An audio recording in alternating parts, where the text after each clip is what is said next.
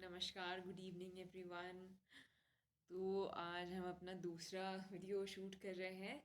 तो जैसा कि कल हमने बताया कि हम एक रीडिंग सीरीज़ स्टार्ट करना चाह रहे हैं जिसमें हम वैसे वो बुक्स जो हमने नहीं पढ़ी हैं हम उनको ख़त्म करेंगे। ओके। तो करने से पहले मैं आपको एक सॉर्ट ऑफ टूर देना चाहती हूँ अपने बुक शेल्फ का। ए- एक ऐसा बुक शेल्फ जिसमें मतलब 90% बुक शायद ऐसी हैं जो मैंने नहीं पढ़ी हैं, पर वो काफ़ी अच्छी बुक्स हैं। शायद आप लोगों में से काफ़ी लोगों ने उन बुक्स का नाम भी सुना होगा। तो मैं एक एक करके मैंने सारी बुक्स एक तरीके से कंपाइल कर रही हैं, हर जॉनर की बुक्स रखी हुई हैं। तो उनकी कैटेगरीज बना रखी हैं आपको दिखाने के लिए। तो शुरू कर तो हम देखते हैं कि क्या क्या बुक्स हमारे पास हैं। Okay, so let's start. तो सबसे पहले ये जिस चीज़ के ऊपर मैंने अपना कैमरा रखा हुआ है आप देख रहे हैं कि ये शर्लॉक होम्स की नॉवेल्स है। एक जो डिटेक्टिव स्टोरीज की कैटेगरी में आता है। ओके। तो ये बेसिकली आप दूर से देखेंगे तो ये मेरा बुक शेल्फ है। ये बुक शेल्फ है मेरा, और ये भी एक बुक शेल्फ है मेरा। और इसके अलावा भी मेरे पास बहुत ढेर सारी किताबें हैं जो मेरे अलग अलग जगह मैंने रखी हुई हैं। पर फिलहाल यहाँ नैनीताल में मेरे पास यही किताबें हैं। तो मैं आपको दिखाना चाहूँगी एक एक करके कि हमारे पास किस किस कैटेगरीज की किताबें हैं। तो अपने बचपन के दिनों से ध्यान करते हैं तो ये है सारी वो किताबें जो कभी ना कभी आपने अपने बचपन में सुनी होंगी। जैसे कि adventures of Huckleberry Finn, adventures ये Agatha Christie, Dan Brown, Roald Dahl, ना स्वामी एंड फ्रेंड्स आर के नारायण की, जिम कॉर्बेट की बुक, और क्या कहते हैं diary of a Wimpy kid जो आजकल काफ़ी बच्चे पढ़ रहे हैं। इसके अलावा फिर हम थोड़े से और बड़े हो जाते हैं और हम और थोड़ी-सी बड़ी किताबें पढ़ते हैं। जैसे कि हमारे एडोलेसेंट एज ग्रुप में ज़्यादातर हम ये वाली किताबें पढ़ते हैं, जैसे कि अ, इंग्लिश ऑगस्ट का नाम शायद आपने सुना होगा। बेसिकली एक आईएएस ऑफिसर की कहानी है जिन्होंने क्या कहते हैं एक बहुत छोटे जो बहुत बड़े पॉश इलाके में रहा अपना जीवन बिताया था, बट उसके उन्हें पोस्टिंग एक बहुत ही काफ़ी एक गांव के जैसे इलाके में मिली, और कैसा वहाँ कैसे उन्होंने वहाँ पर एडजस्ट किया, तो इस तरह की थी।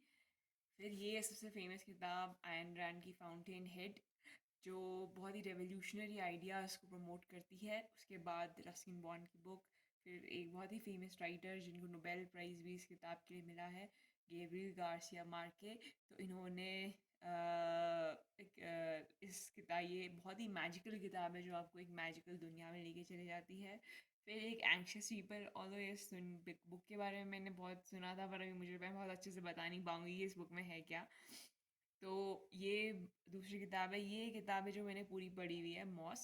बेसिकली ये ग्राफिक नॉवल है, और ये जो नॉवल है ये जो वर्ल्ड वॉर 2 में जर्मनी और क्या कहते हैं जर्मनी और ज्यूइश के बीच में जो एक वॉर हुआ था और कैसे जूइश को कॉन्सेंट्रेशन कैंप्स में रखा गया था, उस चीज़ के बारे में है। बाकी ये बुक एक बुकर प्राइज़ विनिंग बुक है, बट अभी मैं इसको बस सिर्फ एक दो पेज ही पढ़ पाई हूँ, पर फिर पता नहीं मैंने छोड़ दी, तो मैं इसके बारे में आपको नहीं बता सकती आखिर ये है किस चीज़ के बारे में।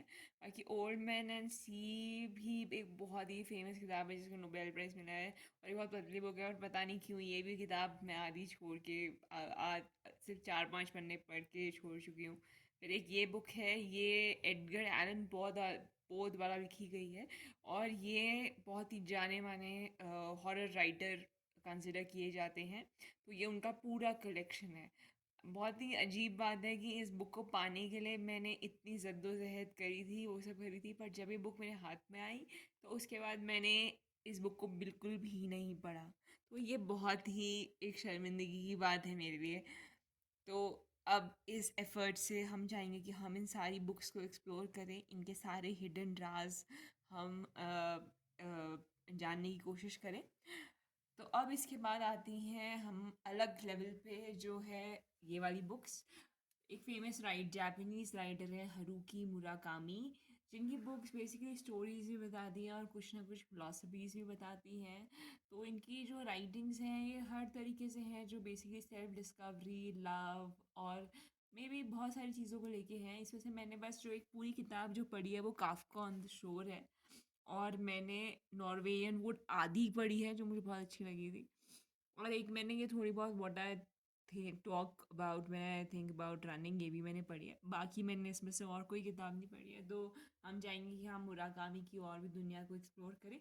इसके अलावा फिर हमारे पास एक बहुत ही फेमस राइटर जिनका नाम आपने सुना होगा, जिनको हम पोलो कोलो के नाम से जानते हैं, और उनकी एक बहुत ही फेमस किताब है अल्केमिस्ट। तो ये भी एक तरीके से, ये किताबें भी अपने आप ये बहुत सारे अलग जॉनर की हैं। और मैंने इनमें से सिर्फ अल्केमिस्ट ही पढ़ी है, बट मैं जानना चाहूँगी कि इनकी और बाकी किताबें किन चीज़ों को एक्सप्लोर करती हैं। अब इसके बाद आते हैं हम थोड़े से, क्योंकि अब हम सब लोग भी बड़े हो चुके हैं और हमारे विचार भी थोड़े से, हम चाहते हैं कि हम थोड़े और क्या कहते हैं एडवेंचर और इन सब दुनिया से उठ के थोड़े से और गहराई वाली चीज़ें पढ़ें। तो ये सेक्शन है मेरा पूरा सो कॉल्ड गहराई वाली किताबों का, जिसे फ़िलोसफिकल बुक्स हैं बेसिकली, जो फ़िलॉसफी की कैटेगरी में आती हैं। तो हमारे पास यहाँ पर हर तरह के फ़िलॉसफी की बुक्स हैं, जैसे कि मेरे पास सबसे ज़्यादा आप देख रहे होंगे कि फ्योडोर डॉस्टोयेव्स्की की किताबें हैं, जो उनकी हमने सारी बुक्स अपने पास रखी हुई हैं। शायद मेरे पास एक बुक जो, हाँ, हमने सारी बुक्स इनकी रखी हुई, जो फ़ेमस किताबें हैं कि the idiot, Karamazov brothers, crime and punishment. इसमें से मैंने क्राइम एंड पनिशमेंट पूरी पढ़ी हुई है। ये 2 मैंने थोड़ी बहुत शुरू करी थी पर फिर मैंने छोड़ दी है। फिर एक हमारे बीच में एक बहुत ही अलग ही तरह के राइटर हैं, फ्रांज काफ्का, जो बिल्कुल ही अलग तरीके से लिखा करते हैं। एक इनकी बुक है हमारे पास, ठीक है। एक फ्रेडरिच नीचा की हमारे पास किताबें हैं, जिन्होंने हमें एब्सर्डिज़्म और निहिलिज़्म, सुपर ह्यूमन, इस तरह के कुछ कॉन्सेप्ट्स दिए हैं पढ़ने के लिए। बाकी ज़्यादातर लोग कहते हैं कि अगर किसी को भी अपनी फ़िलॉसफ़ी की दुनिया में शुरुआत करनी है तो वो सोफ़ीज़ वर्ल्ड से शुरुआत करें। अनफॉर्चुनेटली मैंने ये बुक भी नहीं पढ़ी है। तो अब देख रहे हैं कि हमारे पास बहुत सारी किताबें हैं। एक और फ़ेमस राइटर है निकोलाई गोगोल। तो आपने अगर एक मूवी देखी होगी जिसका नाम द नेमसेक है, जिसमें लेट एक्टर इरफान खान जी हुआ करते थे। तो उन्होंने इस किताब की चर्चा करी थी उस मूवी में। तो उसी से इंस्पायर होके मैंने ये किताब ली थी। ऑल्दो इसकी एक बुक है द ओवरकोट, वो मैंने पढ़ी। ये एक शॉर्ट स्टोरीज़ है बेसिकली। इसमें बहुत सारी किताबों का कलेक्शन है, तो स्टोरीज़ का कलेक्शन है। तो मैंने इसमें द ओवरकोट पढ़ी है, और मैं बाकी बुक्स इसमें नहीं का स्टोरीज़ नहीं पढ़ पाई हूँ।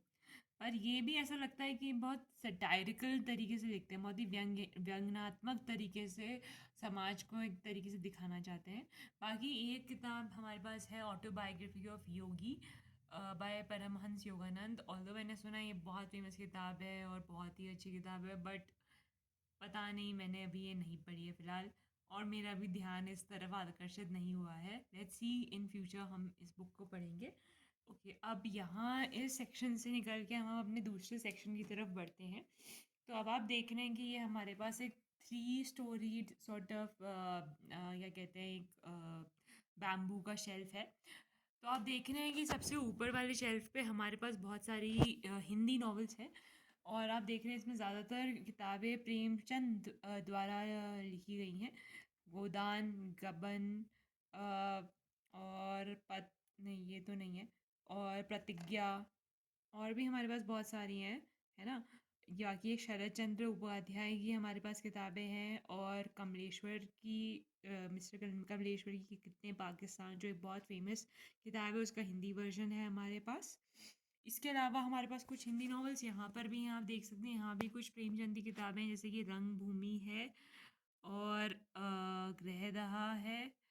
एक ये बुक है शहर में कर्फ्यू, ओके, और मछली दीदी, ये शरद चंद्र उपाध्याय की है। तो आप देख रहे हैं हमारे पास ज़्यादातर प्रेमचंद और शरद चंद्र उपाध्याय की किताबें हैं।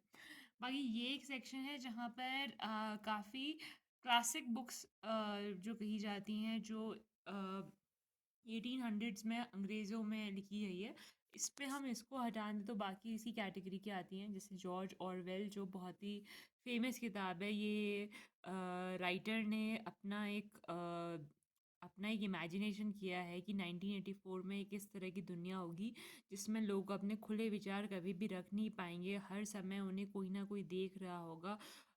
यहाँ तक कि देख रहा होगा कि उनके विचारों तक में भी कंट्रोल किया जा पा रहा होगा। उनको किसी तरह की कि उनको न्यूज़पेपर्स भी ऐसे दिए जा रहे होंगे जिसमें एक ही तरह के आइडिया को दर्शाया जाता होगा। उनको पहनने की चीज़ें, उनको जो अपने समाज में जो भी चीज़ें देखी जाती हैं, वो भी एक आइडिया को प्रमोट करती हैं।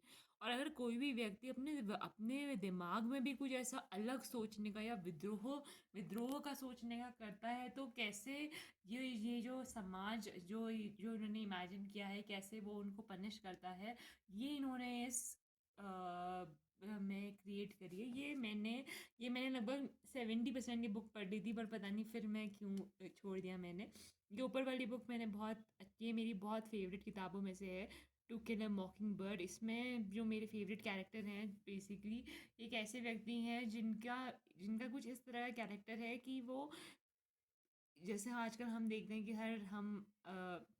बहुत जल्दी हर चीज़ में रिएक्ट कर देते हैं और और गुस्सा कर देते हैं, पर ये इसमें एक व्यक्ति की कहानी लिखी है जो हर चीज़ को बहुत ही अच्छे से समझदारी से आकलन करते हैं। किसी ने कुछ कह भी दिया तो ये उनको समझने की कोशिश करें आखिर इसने ऐसा क्यों कहा होगा, जो सच में बहुत ही एक मुश्किल चीज़ है अपने आप के अंदर लेके आना।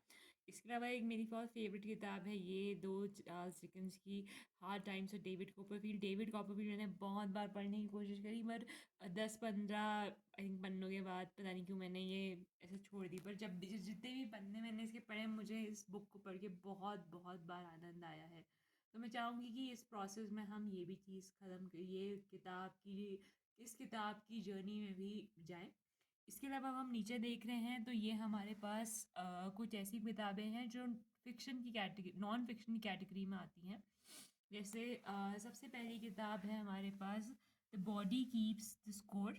ये बहुत ही फेमस किताब है जो बेसिकली चाइल्डहुड ट्रॉमा और इन चीज़ों के बारे में, या चाइल्डहुड ट्रॉमा या किसी भी तरह के ट्रॉमा के बारे में बताती है। और ये किताब एक तरीके से आपको ये बताती है कि किसी भी तरह का ट्रॉमा हमारे मन में एक एवरलास्टिंग इम्पैक्ट छोड़ देता है, भले ही कि वो जब होता भले, और उसके निशान हमारे पास हर समय रहते हैं, और वो हमारी बाद में पर्सनालिटी को भी किसी तरीके से मोल्ड करता है। दूसरी चीज़ है ये, अगर आपको अपनी कम्युनिकेशन स्किल्स इंप्रूव करनी है तो ये वर्ड पावर मेड ईजी ये इसके लिए है, और मैंने इस बुक का ज़्यादा इस्तेमाल अभी नहीं किया है। एक ये बहुत ही एक न्यूरोलॉजिस्ट हैं, फैंटम्स इन द ब्रेन, तो ये न्यूरोलॉजिस्ट हैं वीएस रामचंद्रन, बहुत ही फेमस न्यूरोलॉजिस्ट हैं। तो इन्होंने एक ही किताब लिखी है, और जब हम पढ़ेंगे तो हम आपको इस किताब के बारे में और ज़रूर से बताएंगे। बाकी आप देख रहे हैं यहाँ पर एक और किताब है इनके द्वारा, द टेल टेल ब्रेन। फिर ये किताब है क्योंकि मेरे हस्बैंड डॉक्टर हैं तो उन्होंने एक किताब खरीदी है, वो doctors don't get to study in medical school. बाकी आप एक बहुत ही फेमस जो साइको एनालिस्ट रहे हैं, सिगमंड फ्रॉइड की किताब है साइकोपैथोलॉजी ऑफ एवरीडे लाइफ। जब हम पढ़ेंगे तो इसमें भी हम बहुत डिटेल, बहुत ही इंटरेस्टिंग किताब है और इस पर भी हम चर्चा करेंगे। फिर इसके अलावा एक और बुक है जो एक न्यूरोलॉजिस्ट द्वारा लिखी गई है, ये ओलिवर सैक्स की किताब है। हम इसको भी पढ़ेंगे तो तभी इसके बारे में चर्चा करेंगे। बाकी ये चीज़ें हैं जो थोड़ी सी सेल्फ हेल्प बुक्स है, कैसे हम पब्लिक में बोलें। और एक मार्क मेसन की आजकल एक बहुत फेमस किताब है, द सबल art of not giving a fuck. तो इसमें इसीलिए यही है कि कैसे हम बाकी लोगों की बातों की परवाह ना करें, और कैसे हम बहुत छोटी छोटी बातों में पे क्या कहते हैं से परेशान ना हो, उन्हें रादर अपनाने की कोशिश करें, उन्हें उनमें झेलने की कोशिश करें बेसिकली, और हर चीज़ में ज़्यादा रिएक्शन ना दें। तो इनका कहना है कि इस तरीके से हमारी ज़िंदगी ज़्यादा बेहतर बनेगी। बट ये एक मुझे बस थोड़ा सा एक सारांश पता है इस बुक का, पर जब हम इस बुक में डीपली पढ़ेंगे तो हमें इस बुक के और भी सीक्रेट्स पता चलेंगे। तो ये तो था मेरा क्या कहते हैं बुक शेल्फ। तो हमने अपने अब आज जैसे थर्सडे है, थर्सडे राइट गाइस, और 24 जुलाई है आज। तो आज हमने ये डिसाइड किया है कि हम ने एक बुक सोची है। हमारा अभी फ़िलहाल 3-4 लोगों का ग्रुप बना हुआ है और हम लोगों ने सोचा है कि क्यों ना सबसे पहले हम एक बहुत ही लाइट बुक से स्टार्ट करें। तो हमने three man in a boat, जो जेरोम के द्वारा लिखी गई है, ये आप बुक मेरे सामने देख रहे हैं। तो बेसिकली ये एक 3 आदमियों की कहानी है, जो काफ़ी अपनी लाइफ में इतना सीरियसली रह जो अपनी लाइफ में ज़्यादा सीरियसली नहीं लेते हैं, और जैसे कहते हैं ना चिल टाइप के लोग हैं, उस तरह के लोग हैं ये। तो इन लोगों ने सोचा कि हम अपनी ज़िंदगी से बड़े बोर हो चुके हैं, तो क्यों ना एक ट्रिप में जाएं। तो ये दो तीनों एक बोट तो ये एक सोचते हैं कि हम एक पानी की यात्रा करें या समुद्र की यात्रा करें, जो एक बोट में बैठ के। इनके पास एक इनका पालतू कुत्ता भी है, तो ये अपने पालतू कुत्ते को भी साथ में लेके जाते हैं। और उस पूरी यात्रा में ये इन्हें क्या क्या परेशानियाँ आती हैं, क्या क्या इनके साथ दिक्कतें आती हैं, क्या क्या कैसे कैसे ये अपनी पूरी जर्नी करते हैं। ये बहुत ही मज़ेदार और बहुत ही हास्य तरीके से लिखी गई किताब है। और मैंने इस किताब को अगर बताऊँ तो मैंने इसका 50-60% पढ़ा है। और जब मैं आई थिंक 11वीं 12वीं में थी, एक टाइम मुझे ऐसा याद है कि इस किताब को में कुछ ऐसे तरह से लाइनें लिखी गई थी कि मैं मतलब शायद 4-5 मिनट तक हंसते ही रही थी। इस तरीके से ये किताब लिखी गई है। तो मैं चाहूँगी कि आप जो हमारे ग्रुप के लोग हैं अभी फ़िलहाल, तो वो इस किताब का लुत्फ़ उठाएँ। और हम अगले वीक के संडे को इस बुक में चर्चा करेंगे, जो है three man in a boat. और हमें इसमें से हम देखेंगे कि हमें इसमें से क्या-क्या चीज़ें पसंद आई, और क्या-क्या पार्ट्स इस बुक के पसंद आए, क्या-क्या हमारे फ़नी पार्ट्स थे, हमें कैसी लगी बुक, क्या हमें कुछ इससे क्या हमारा व्यू पॉइंट हमें इसमें मिला। तो ये चीज़ के बारे में ये किताब बताती है। तो चलिए दोस्तों, अब हम मिलते हैं, मिलते हैं आपसे अगले दिन। Thank you so much. Thank you so much. तो चलते हैं अब हम three man in a boat, ये वाली बुक को सबसे पहले पहले कॉन्कर करने के लिए अपनी बुक शेल्फ से। तो ऑल द बेस्ट, तो guys all the best to me. Thank you so much. चलिए, नमस्कार।